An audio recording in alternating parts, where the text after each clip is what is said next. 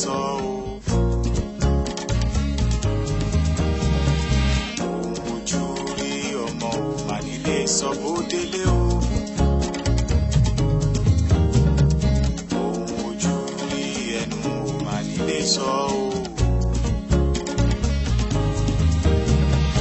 Ohun ojú rí ọmọ ò mà nílé sọ bó délé o.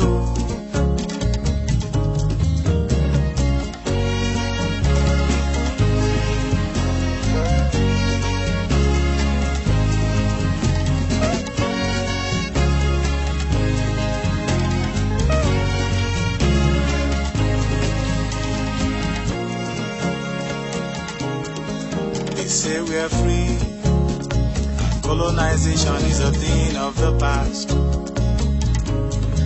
But look around you people, time is going by and we still can't get it right. They say our land is the home of poverty and disease, and we're treated like second-class citizens of the world. Our leaders run around begging for help, when the solutions are right here at home with us. The future of this land is in the hands of every man and woman, young and old. Every one of us has a share in the blame for the failure of this society. See, we're still slaves. Economically, we're still slaves. Politically, we're still slaves. Ideologically, we're still slaves. But I've got a song to sing, yeah.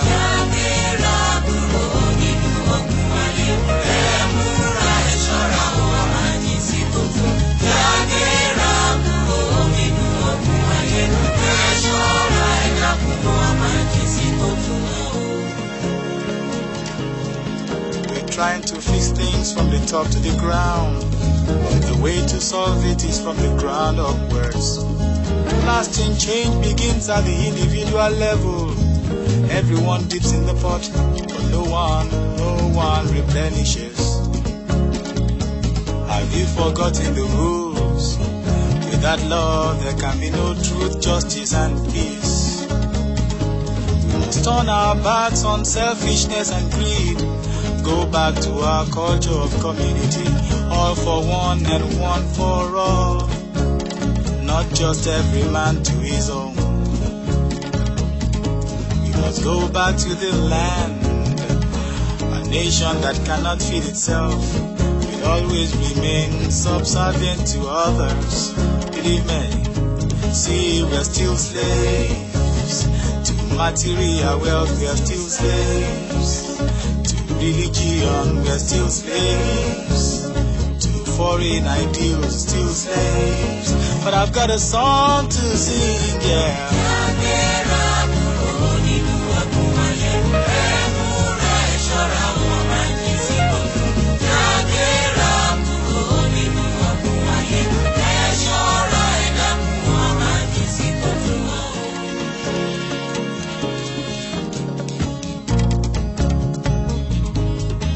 This land will be a great place one day, a place where dreams come true, yeah.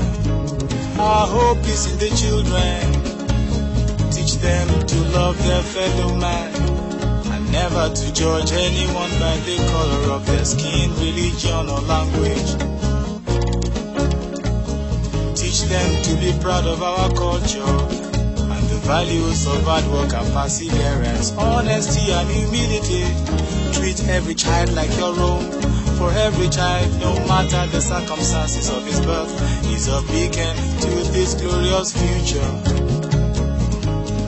Teach them to be strong in love and never look down on themselves. Teach them to be strong and learn to hold their heads up wherever they may go. Teach the children to sing this song of pride. Let them sing it, sing it, sing it loud and clear. I'm not ashamed to be who I am. I'm not ashamed. I'm a proud African. I'm not afraid. I'm a child of the Most High. I'm not ashamed. and I've got a song to sing, yeah.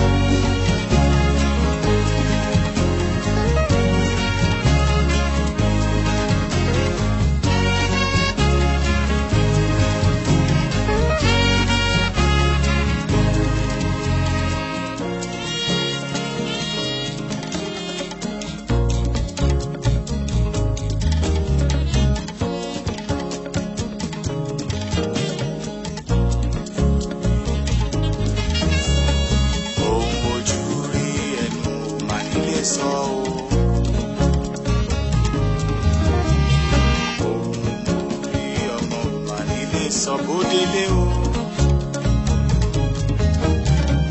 ohun ojú rí ẹnu ò mà nílé sọ o.